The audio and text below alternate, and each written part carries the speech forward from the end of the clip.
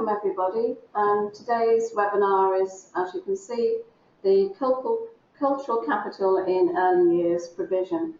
I'm going to be chairing it. I'm the Development Services Director for the Early Years Alliance, and I have with me Mel, who's the Quality and Standards Manager. So thank you all for joining in this webinar. We have got lots of people, but at any time you can ask a question or make a comment. So the structure of the session, for those of you that have joined us in webinars before, it's going to be very similar to a normal seminar, but it's going to be on the web. So we've got 15 to 20 minutes of a presentation, 15 to 20 minutes for questions and comments, but do feel free to type in a question at any time, ask a question and make a comment. You will see here an example of what's on your control panel. So the easiest and the quickest way to make contact with us is to type in the screen where you can ask a question, and we'll be monitoring those as the webinar progresses. I just see we have a comment, Chris. Somebody's saying that it's quite difficult to hear us, so I'm just going to move the mic a little bit closer in the hope that that will resolve the problem. Okay, thanks, Mel. Is that better? Can somebody say that they can hear us?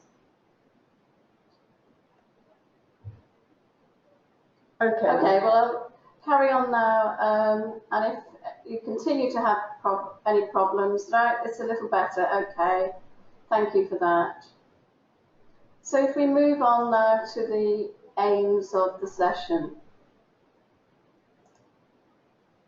Oh, sorry, that's our usual, the dashboard just expanding to show you what it can do. Right, sorry, Chris. No, it's fine. So the aims of the session, you can see they're up there. So we're going to outline the concept of cultural capital within the new Education Inspection Framework, the EIF. Address some of the confusion and concerns that the introduction of cultural capital into inspection has caused, and consider how practitioners can demonstrate their provision supports children's cultural capital. Thank you, Chris. So I will take over from here then, and again, welcome to everybody, and thank you very much, I must say, to Chris for stepping in at the last minute as Michael has been called away. As you know, in the last webinar that we did, we talked to you about the revised Education Inspection Handbook, and in that we began to explore the concept of cultural capital, which was introduced as a new term for the first time in the revised handbook. So cultural capital then is found in 3 distinct places within the inspection framework. Firstly, in paragraph 19, where it talks about how inspectors should consider how effectively senior leaders use performance management and their assessment of strengths and areas for improvement within the setting to provide a focus for professional development activities, particularly in relation to increasing children's cultural capital. And of course, we were all left asking, well, where's this term come from, and what does it actually mean, and what do we need to do now as a sector? So Ofsted do go on to explain this a little further in paragraph 142, by telling us that cultural capital is the essential knowledge that children need to prepare them for their future success. It's about giving children the best possible start to their early education. And as part of making a judgment about the quality of education, inspectors will consider how well leaders use the curriculum to enhance the experience and the opportunities available to children, particularly those that are most disadvantaged. Now, of course, the suggestion here is that disadvantaged children have little cultural capital, or that the cultural capital that they do have does not have equal value to that of other children. And we will explore that a little further as we move through tonight's webinar.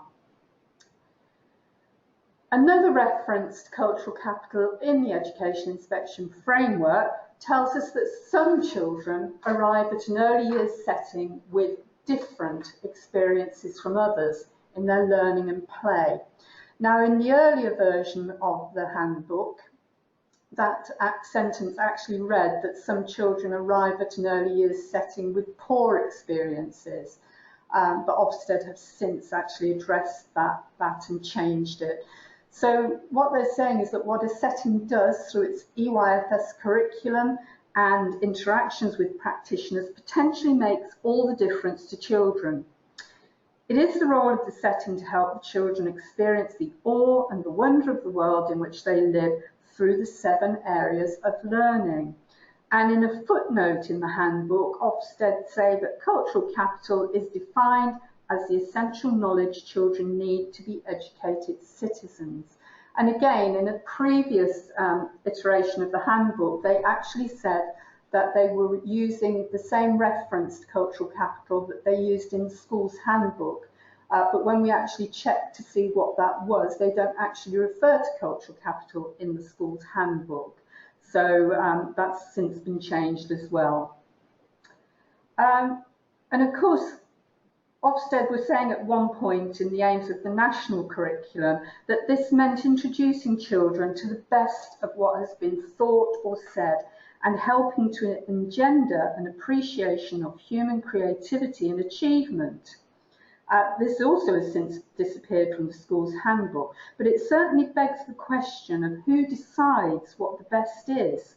My definition of what possibly would be the best of what's thought and said would probably be different from yours, Chris, I think. I think it would, yes. Because it's based on our own values and our own experiences and the things that are important to us. And these are not the only concerns, of course. And as I move on, I'm sorry, our screen is a little slow tonight, and I can only assume that there are problems because of storms and electrical interference up in the clouds there. So further concerns about cultural capital then, namely that cultural capital is a complex concept in the field of sociology. And of course that can also be construed as being somewhat middle class. Ofsted's definition only considered an aspect of the wider term knowledge as something that we all give to children, and it does not incorporate all the many aspects of knowledge, such as how children learn through the characteristics of effective learning. And as I mentioned earlier, whose cultural capital is better when we in early years actually believe that every child, every family has cultural capital, and our role is to build on the cultural capital that children come to us with. Now, I don't know if any of you managed to see the to attend any of Ofsted's curriculum workshops. I've managed to get to one in Bristol, and Ofsted used this slide to demonstrate what they mean by cultural capital.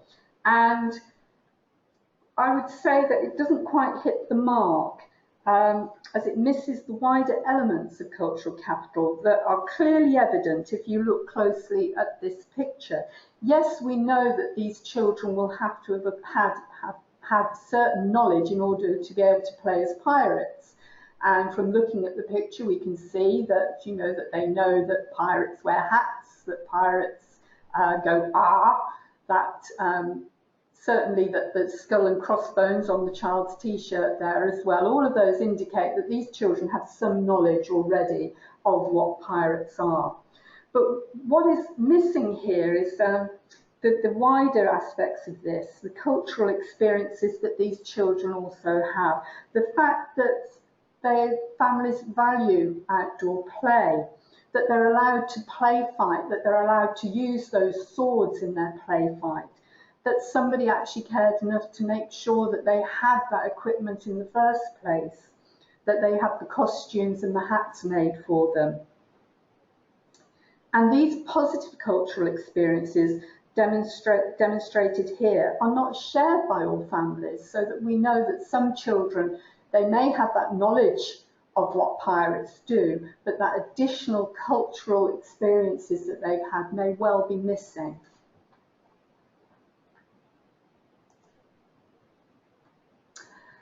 And if we move on to think about where this term came from in the first place, and please excuse my pronunciation, I think I've got it right, but Bourdieu was a sociologist who actually sort of coined the phrase cultural capital.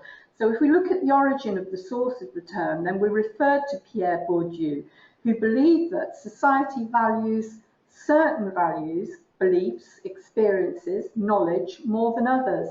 And these influence where individuals are placed within society. There's also the fact that cultural capital has a real influence on important policy aims such as social mobility, where education is often seen as a strong driver for social mobility and that breaks the cycle of low income and low aspiration amongst families. So whilst we in the early years struggle somewhat with this sociological definition of what cultural capital means, we can actually see how aspects of that build on what we're trying to achieve and what we want to actually work with families to achieve. And as I've looked further at the EYFS, thinking about what this actually means for early years practitioners, which ultimately is what we all want to know. What does this somewhat complicated and complex term actually mean to us? Well, I believe that we're not looking for hidden meaning. Cultural capital already sits within the EYFS, which seeks to provide, as it says here, a secure foundation through learning and development opportunities which are planned around the needs and the interests of individual children and are assessed and reviewed regularly. And as I looked further at the EYFS, I believe that the overarching principles of the unique child, of positive relationships, enabling environments, and of course the ways that children learn and develop still underpin our approach as we look to incorporate cultural capital in our offer. And I want to look at those in just a little bit more detail now. So as we all know, every child is a unique child who's constantly learning and can be resilient, capable, confident and self-assured. And looking back at the old principles into practice cards, which came out with when the EYFS was first introduced, do you remember those, Chris? I still refer to those a lot because I believe they still have a lot of value to us as they support our practice. And it talks about if we believe that every child is a unique child, then we should support babies and children to develop a positive sense of their own identity and culture. This helps them to develop a positive self-image. And that is our starting point, building on what children know and bring to the setting already. And as I've put at the bottom there, valuing the cultural capital that every child brings to the setting. And then talking here about positive relationships. And as we know, children learn to be strong and independent through positive relationships, a key principle of the EYFS. And the key person is that vital link between home and the setting, and will develop an understanding of where the child comes from, their culture and their community, what experiences they have at home, what is important to them and their family. And that comes down to things such as, you know, what their hobbies are, what their outside interests are, what that family does and experiences together. And most importantly, the key person identifies any barriers or challenges to the child's participation in the learning environment. In other words, the key person role recognises the cultural capital that every child has.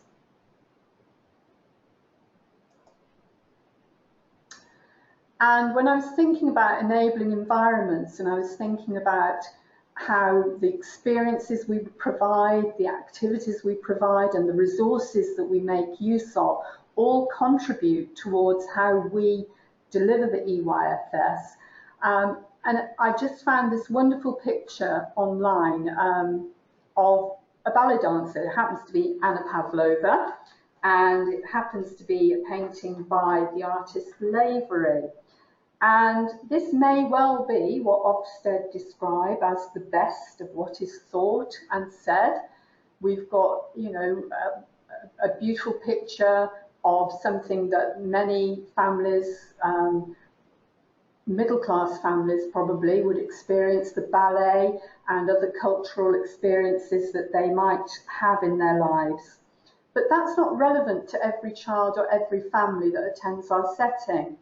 And this is the picture that I really wanted to share with you as we come to the end of this presentation.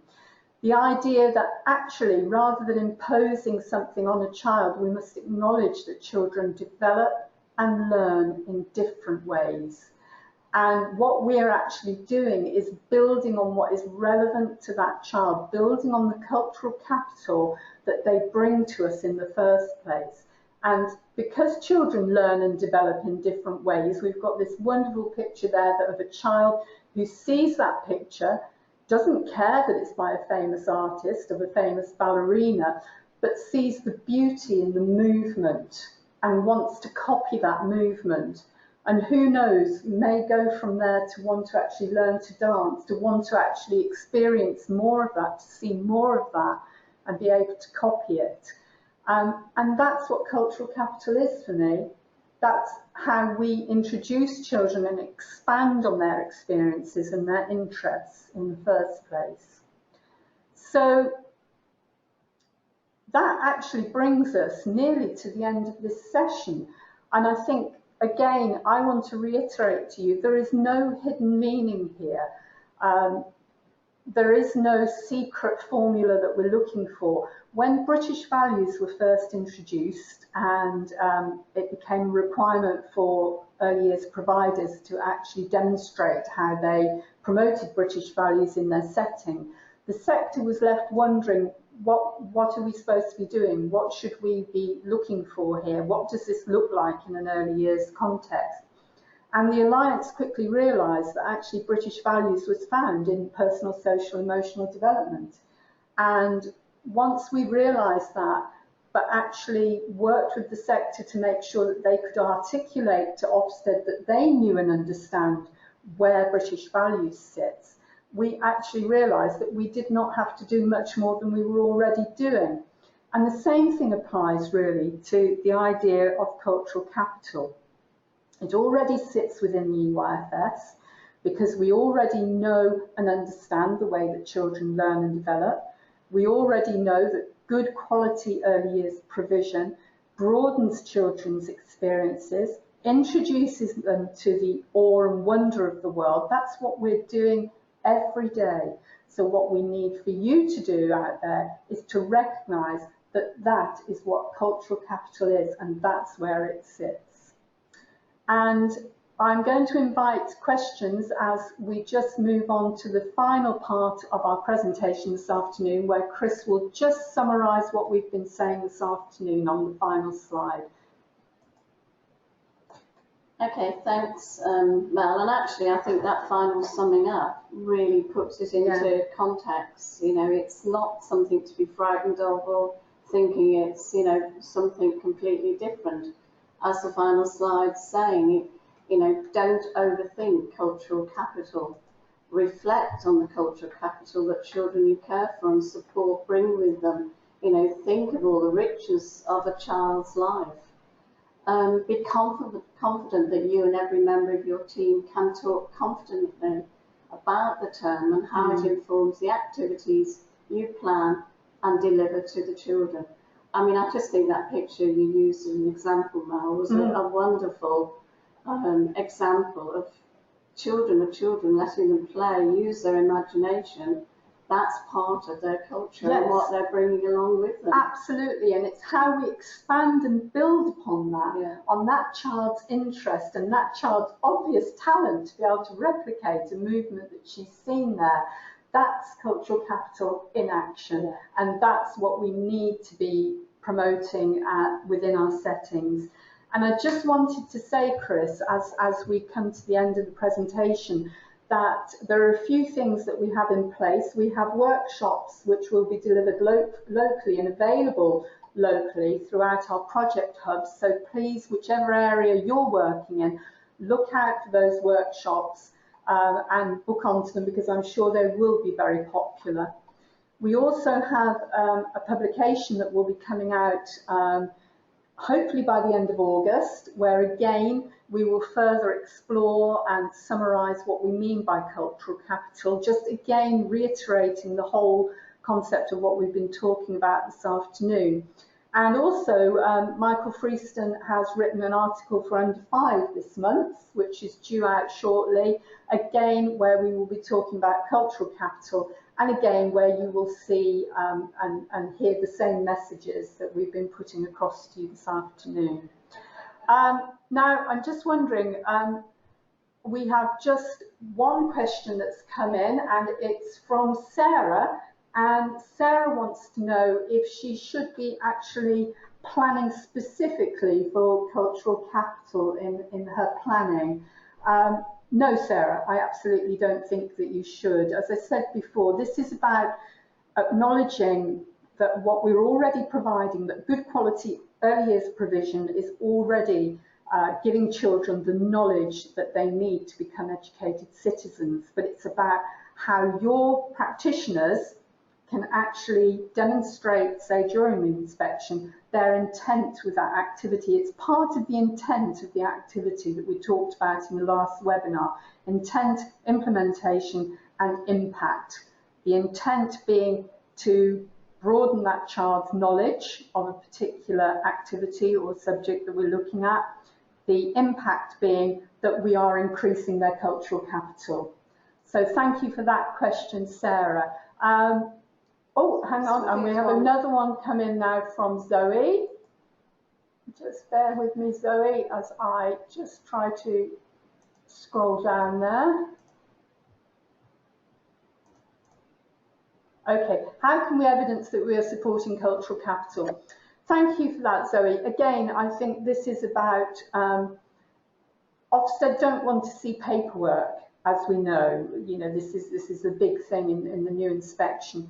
This is about providers being able to talk with confidence, again, about how the intent of their activity, as I said previously, is actually expanding on that child's experience, building on their knowledge, and having an impact on them. Something's changed, something's different, something's new. And if that leads a particular child into wanting to find out more, it's again following that child's interests and needs. But certainly we don't need to evidence it specifically. What I would say actually on that is, if you look in the inspection handbook under the criteria for outstanding, and I believe it's in leadership and management, one of the judgment criteria does mention specifically cultural capital. So if you want to see what sort of thing Ofsted are looking for, have a look at the inspection judgments and see that there is only that one reference specifically to cultural capital, and it just happens to be in the criteria for outstanding. Okay, I think that's a useful tip for everybody to look in that area now. And okay, I don't see that we have. Oh, hang on, we do. How does it relate? Oh, I think I've got the rest of the question here. And how does that relate to the in-the-moment planning? Okay. Yeah, sorry, we're having some trouble expanding our question box here. But just bear with me for a moment. Yeah, I think brilliant to see settings, more and more settings that are actually adopting the in-the-moment planning approach, again, because it cuts down so much on paperwork. And again, really, this is about practitioners being able to talk about cultural capital with confidence. And remember that the focus of your activity is not specifically cultural capital. It's about all the things that it already says that we should be doing within the EYFS, and acknowledging again that when we're doing that and we're doing it well, we are increasing children's knowledge and understanding of the world. And I'm just going to give it a couple of minutes now as I scroll through the questions.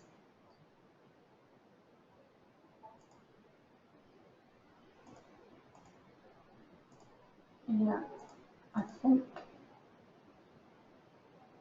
think we're there. I'm just going to give it a couple of minutes to see if any more come in.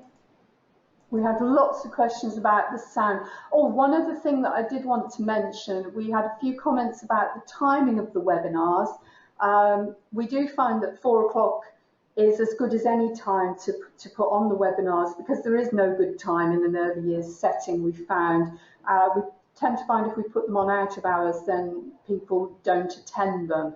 So 4 o'clock is the time that we've settled on. However, as you know, we do record the webinars and they are available on our YouTube website, so anybody can access them at any time.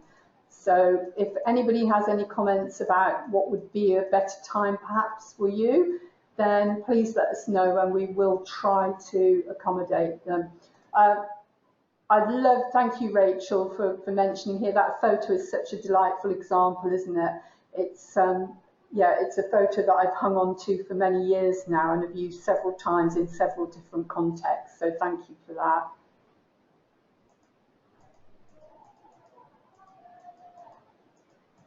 And we are using in the moment planning in our setting. It's fairly new, but we're working on the child's interests as there. And I've lost the rest of that question, it's disappeared. But again, this sits so nicely with in the moment planning, that idea of following children's interests. And of course, if we're following children's interests, we are building on the cultural capital that they have brought with them to the setting. So thank you for that. And as there don't seem to be any more questions that are showing up on my screen now, I think this is probably a good time to hand over to Chris just to say goodbye and thank you very much for joining us this afternoon. Yes, and just to say thank you, Mel, for doing that. I think it's given a really good insight and hopefully has reassured people about cultural capital and everything, and you know, the richness that these children are bringing to the setting. So thank you all for joining us and look out for our next webinar. Thank you. Good night.